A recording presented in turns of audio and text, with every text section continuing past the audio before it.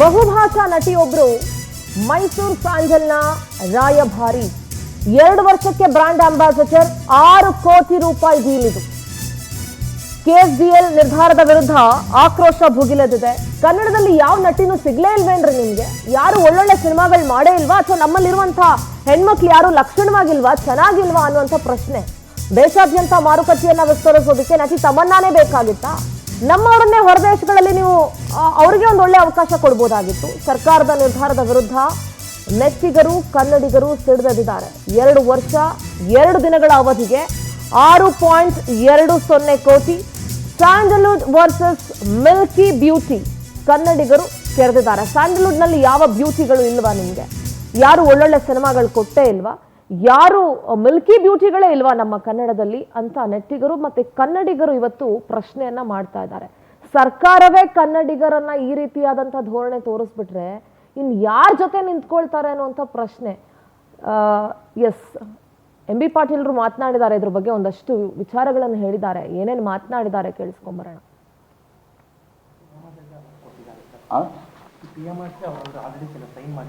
ಅವ್ರು ಬೇರೆ ಕಡೆ ಸೈನ್ ಮಾಡಿದ್ದಾರೆ, ಅದಕ್ಕೆ ರಶ್ಮಿಕಾ ಮಂದಣ್ಣ ನಮ್ಗೆ ಆಗೋದಿಲ್ಲ ಅಂತ ಹೇಳಿದರು. ಆಮೇಲೆ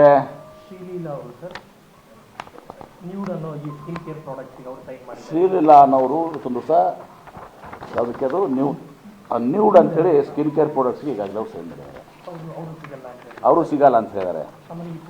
ಪೂಜಾ ಹೆಗಡೆ ಅವರು ಕೂಡ ನಾನು ಅವೈಲೇಬಲ್ ಇಲ್ಲ ಅಂತ ಹೇಳಿದ್ದಾರೆ. ಗಾರ್ನಿಯರ್ ಇದಕ್ಕೆ ನಾವು ಇದು ಮಾಡಿದ್ದೀವಿ ಅಂತ ಹೇಳಿ. ಆಮೇಲೆ ಕಿಯಾರಾ ಅದ್ವಾನಿ ಅವರು ಪಾಂಡ್ಸ್ ಮತ್ತು ನಾವು ಇದಕ್ಕೆ ನಾನು ಮಾಡಿದ್ದೀನಿ ಅಂತ ಹೇಳಿದ್ದಾರೆ. ಹೀಗಾಗಿ ಅದೇ ಸುಮ್ಮನೆ ಕೇಳ್ತಾ ಇದ್ದೀನಿ, ಇದೆಲ್ಲ ಹೇಳೋ ಕೆಲಸ ಅಲ್ಲ. ಇವತ್ತು ಹೀಗಾಗಿ ಇದನ್ನೆಲ್ಲವನ್ನ ಇದು ಮಾಡಿ ಇವತ್ತು ನಾವು ಪ್ಯಾನ್ ಇಂಡಿಯಾ, ಯಾಕಂದ್ರೆ ನಮಗೆ ಮೈಸೂರು, ದಯವಿಟ್ಟು ಪ್ಲೀಸ್, ಮೈಸೂರು ಸ್ಯಾಂಡಲ್ ಸೋಪು ಇವತ್ತು ನಾವು 18% ಕರ್ನಾಟಕದಲ್ಲಿ ಮಾರಾಟ ಆಗ್ತದೆ. ಇನ್ನು ಉಳಿದಂಥ 82% ಬೇರೆ ಬೇರೆ ರಾಜ್ಯದಲ್ಲಿ ಆಗ್ತದೆ. ನಾವು ಪ್ಯಾನ್ ಇಂಡಿಯಾ ಅಪೀಲ್ ಹೊಂದಬೇಕು. ಇದರ ಅರ್ಥ ಕನ್ನಡಿಗರು ನಾವು ಕನ್ಸಲ್ಟ್ ಮಾಡಿಲ್ಲ ಅಂತ ಹೇಳಿದ್ರೆ ನೋಡಿದ್ದೀವಿ. ಎಲ್ಲ ಹೆಸರುಗಳು ಪ್ಯಾನ್ ಇಂಡಿಯಾ ಅಪೀಲ್ ಇದ್ದಂಥ 5-6 ಹೆಸರುಗಳನ್ನ ನೋಡಿದ್ದೀವಿ.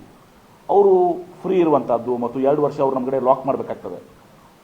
2 ವರ್ಷ ನಮ್ಮ ಕೂಡ ಅವರು ಬೇರೆ ಎಲ್ಲಿನೂ ಕೂಡ ಎಂಡೋರ್ಸ್ ಮಾಡಬಾರ್ದು. ಇದೆಲ್ಲ ಕಂಡೀಷನ್ಸನ್ನು ಒಪ್ಕೊಂಡು ಇವತ್ತು ಇದು ಮಾಡಿದವಂತೂ ತಮ್ಮಣ್ಣ ಬಾಟಿ ಅವರು 28 ಮಿಲಿಯನ್ ಫಾಲೋವರ್ಸನ್ನು ಹೊಂದಿದ್ದಾರೆ. 2.8 ಕ್ರೋರ್ಸ್ 2.8 ಕೋಟಿ ಫಾಲೋವರ್ಸನ್ನು ಹೊಂದಿದ್ದಾರೆ. ದೀಪಿಕಾ ಪಡುಕೋಣೆ ಅವರು ನಮ್ಮ ಬಜೆಟ್ಗೆ ನಿಲ್ಕೋದಿಲ್ಲ. ಅವರು ಭಾಳ ಅವ್ರದ್ದೇ ಒಂದು ಪ್ರಾಡಕ್ಟ್, ಅವ್ರದ್ದೇ ಒಂದು ಬ್ರ್ಯಾಂಡ್ ಇದೆ ನಮಗೆ ಅವರು. ಹೀಗಾಗಿ ಇದೆಲ್ಲವನ್ನ ವಿಚಾರ ಮಾಡಿನೇ ಇವತ್ತು ನಾವು ನಿರ್ಣಯ ಕೊಂಡಿದ್ದೀವಿ. ಇದರಲ್ಲಿ ಯಾರು ಕನ್ನಡದ ಅಸ್ಮಿತೆಗೆ ಧಕ್ಕೆ ತರಬೇಕು, ಕನ್ನಡದ ಹುಡುಗೆ ತರಬೇಕು ಅಂತಿಲ್ಲ. ಇವತ್ತು ಅಧೋಗತಿಗೆ ಹೋಗಿದಂಥ ಮೈಸೂರು ಸ್ಯಾಂಡಲ್ ಸೋಪನ್ನು KSDLನ ನಾವು ಭಾಳ ದೊಡ್ಡ ಮಟ್ಟಕ್ಕೆ ಇವತ್ತು ನ್ಯೂಸ್ನ ಬರ್ತಿದ್ದೀವಿ. ಇನ್ನೊಂದು ಯೂನಿಟನ್ನು ಕೂಡ ನಾವು ಮಾಡ್ತಾಯಿದ್ದೀವಿ ಈಗ ವಿಜಯಪುರದಲ್ಲಿ. ಆ ಕಡೆ ಟ್ರಾನ್ಸ್ಪೋರ್ಟೇಷನ್ ಇದು ಆಗಬೇಕು ಅಂತ ವಿಜಯಪುರದಲ್ಲಿ ಮಾಡಿ ಇನ್ನೂ ಇದನ್ನು ಭಾಳ ದೊಡ್ಡ ಎತ್ತರಕ್ಕೆ ಹೋಗಬೇಕು. ಅಂತಾರಾಷ್ಟ್ರೀಯ ಮಟ್ಟದಲ್ಲಿ ಕೂಡ ನಾಳೆ ಒಂದು ಪರಿಸ್ಥಿತಿ ಬರ್ತದೆ, ಆವಾಗೂ ಮತ್ತೆ ನೀವು ಬರ್ತೀರಿ, ಏನು ರೀ ನೀವು ಹಾಲಿವುಡ್ ಆ್ಯಕ್ಟ್ರೆಸ್ನ ನೀವು ಬ್ರ್ಯಾಂಡ್ ಅಂಬಾಸಿಡರ್ ಮಾಡಿ. ಯಾಕಂದರೆ ನೀವು ಯುರೋಪ್ನಲ್ಲಿ ಅಮೇರಿಕಾದಲ್ಲಿ ಇದು ಮಾಡಿದಾಗ ಮುಂದೆ ಒಂದು ಸಂದರ್ಭ ಬರ್ತದೆ, ಒಬ್ಬ ಹಾಲಿವುಡ್ ಆ್ಯಕ್ಟ್ರೆಸ್ನೂ ಕೂಡ ನೀವು ಇದು ಮಾಡಬೇಕಾಗ್ತದೆ. ಅವಾಗ ಆ ಪರಿಸ್ಥಿತಿ ಬರಲಿ ಅಂತ ನಾನು ಆಶಿಸ್ತೇನೆ ಇವತ್ತೊಂದು ದಿವಸ. ಹೀಗಾಗಿ ನಮಗೊಂದು ಉದಾಹರಣೆ ಕೊಡ್ತೇನೆ. ಇದಲ್ಲಿದೆಪ್ಪ ಗ್ರೋತ್ FMCG ಅದೆಲ್ಲನೂ. ಈಗ ತಾವು ಹೆಮ್ಮೆ ಪಡಬೇಕು. KSDL, ಒಂದು ನಿಮಿಷ ಪ್ಲೀಸ್. ಈಗ FMCGಗಳು ಏನಿದೆಯಲ್ಲ, ಈ FMCGಗಳ ಗ್ರೋತ್ ಬಗ್ಗೆ ನಾನು ಮಾತಾಡ್ತೀನಿ ಸಲ. KSDL ಇದು ಟಾಪ್ FMCG ಕಂಪನಿ ಈ ವರ್ಷ. KSDL ಗ್ರೋತು 15%, ಗೋದ್ರೇಜ್ದು 11%, ಮಾರಿಕೋದು 10%, ಹಿಂದೂಸ್ತಾನ್ ಯುನಿಲಿವರ್ದು 9%, ITCದು 8%, ವಿಪ್ರೋದು 7%. ಇದು ನಮ್ಮ ಸಾಧನೆ. ಇದು ಕಾಪಿ ಕೊಡ್ತೀನಿ.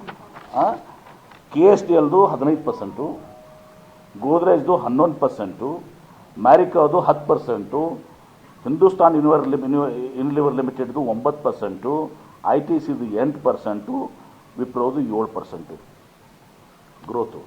ಇದು ಇದೇನು ಈಗ ತಮ್ಮಣ್ಣ ಬಾಟಿಯ ಈಗೇನೋ ನಾವು ಇದು ಮಾಡಿದ್ವಿ, ಒಂದು ಭಾಗ ಇದೆ ಅಷ್ಟೇ.